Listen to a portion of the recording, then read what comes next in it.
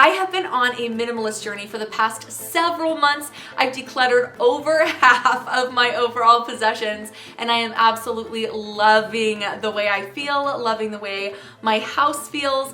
But I want to make minimalism feel really, really doable, achievable, easy. Anybody can do this. So today I wanted to share with you some hacks, some minimalist hacks that anybody can do super, super easily that are really gonna help you get your time back, help your house function for you better, help you stay a little bit more organized, and help things just feel a little bit more under control. Hello, I am Candace, and I would love to have you join the tribe. All you have to do is click subscribe and you will be notified every time I upload a video, which is gonna be about minimalism, decluttering, organizing your space. Hopefully all of these really, really helpful. I'm super happy you joined me today, and let's hop right in. Okay, so number one, simplify your to-do list. I have been guilty in the past of writing these really, really long, elaborate to-do lists of every single thing I could think that I needed to get done. In the end though, this can be super overwhelming, and it's harder to prioritize the things that really, really need to get done if the whole list is like a mile long. So what I say is just pick like your top 2 to 3 most important things to do each day. Jot them down in the morning and then stick to those. Whatever else you get done is an absolute bonus. I recommend having a really simple everyday makeup bag. One that you just keep the things that you know you like to use every single day inside. Everything else you can switch out for the season or your mood or whatever, but not having to rummage through everything is gonna save you a lot of time and a huge hassle. I have a pretty small wardrobe. I like to keep 7 to 10 tops pretty much at all times, just to wear. I don't like to get overwhelmed in my closet. So going through even a small wardrobe or a capsule wardrobe, which is where things kind of mix and match together, going through that every 6 months can be really, really helpful. And I think it's really good to kind of like keep a mental note of the things you like to wear. I love these little collared button-ups. I wear them all the time. I think they're super comfortable. I think they're versatile. It's almost like having a uniform, which is completely tailored to you, your style, your wants, your needs, which is super, super cool. Just wear the things that you know you love and buy them in multiples. I used to have so much jewelry, like a ridiculous amount, and it's costume jewelry. Not nice jewelry, not jewelry that necessarily is gonna be timeless or even hold up through the months and years. I did keep a few costume jewelry pieces that I still adore and wear often, but for the most part, I really simplified my jewelry. This makes getting ready a lot easier, and just like with the capsule wardrobe concept, I really like keeping pieces that are gonna go with a lot of things. I just kind of keep basic jewelry in my collection and things that I know are gonna go with everything. It's actually saved me a lot of money. I love the concept of having a clutter-free zone in your house. If you've got kids or pets or both, I know it can be really hard, even if you have really minimized your house. So what I recommend doing is designating a certain zone in your house. Decide where you want it to be. Where do you want to feel like you can go pretty much at any time and feel calm and peaceful? No matter what the rest of your house looks like, this is your zone. For me, I have chosen the bedroom. I try really hard to keep it as clean and clutter-free as possible. If the kids bring toys in here, I go ahead and take them out as soon as they're done playing. I don't let things pile up. I don't let clothes lay around the floor. It's just, this is the zone that I want to feel really, really calm. And if I'm having a crazy day, if things are feeling a little chaotic, I know I can come in here, sit down, read a book, lie down for a few minutes, or even come in here and work, and it feels really, really calm. Okay, quick interruption. Let me know down below in a comment where your clutter-free zone is or is going to be. Where do you want to designate this place? It could be a little corner of your kitchen. It could be a little place like an office or a study. It doesn't have to be an entire room. It could be any little nook in your house that you designate as your clutter-free zone. What area are you gonna completely designate as your own little safe haven? All right, another minimalist hack for you is instead of buying new, try and repurpose. This is especially easy to do with furniture because it paints really easily. I cannot tell you how many items I have spray painted in my house. I love spray paint. I think it's amazing. I have this entertainment center downstairs. It used to be this kind of off-white yellow color, and I decided I didn't like it, but we had paid a good amount of money for it, and one of the kids had colored with a pen on the top of it, so I didn't know what to do. I was thinking about buying a new one, but I just decided in the end, I'm gonna paint this thing.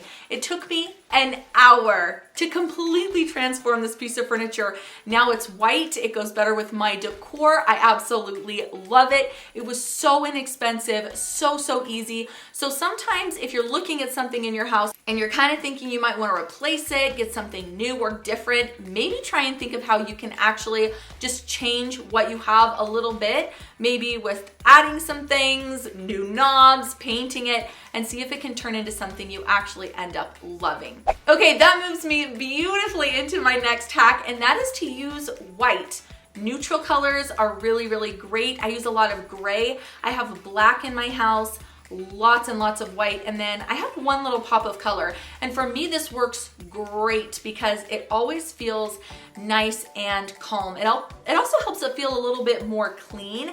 These neutral colors, you don't have to do this, but for me, it works really well as a little bit of a hack for keeping things a little bit more simple, streamlined, and calm feeling. So my colors, like I said, gray, white, black, and then I love a little pop of green. So I have green in a couple different shades. I have this sage green that I like to pull in with like plants and wreaths, and then I also have a little bit of a brighter green in this little ottoman where we keep Lila's, my toddler, her toys and everything. So I just like to keep it very simple, and that can really help. If you're feeling like your home's just feeling a little bit crazy, a little chaotic, not as peaceful as you're hoping, maybe take out some of the color and just see if it feels a little bit more calm. Okay, so that little ottoman I was just talking about is part of another hack. I love the ottoman because it hides her toys. This really helps me feel like my home is more minimal and calming.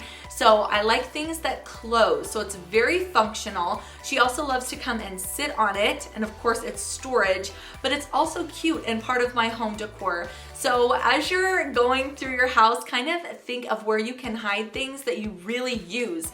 If you've got stuff in drawers and bins and ottomans that's just full of junk, maybe try and clear it out and actually use that space really well and to your advantage, things that you really do use on a regular basis. So that's one of the beauties of decluttering as a whole, is that you actually free up space in your home that was being completely robbed by junk, and you can use it now to serve a purpose, serve you, which is awesome. I have recently gotten into the habit of deleting photos and little videos right away. I'm not perfect, but I've gotten a lot better. So if I take some pictures of the kids or whatever, I like to go through pretty much on the spot and delete the ones I know I'm not going to keep. This is great because it makes printing them off so much easier. If you know you don't have to go through 4,000 photos at once and delete things that are no good. So just trying to delete as you go is, I don't know, it's just really helpful,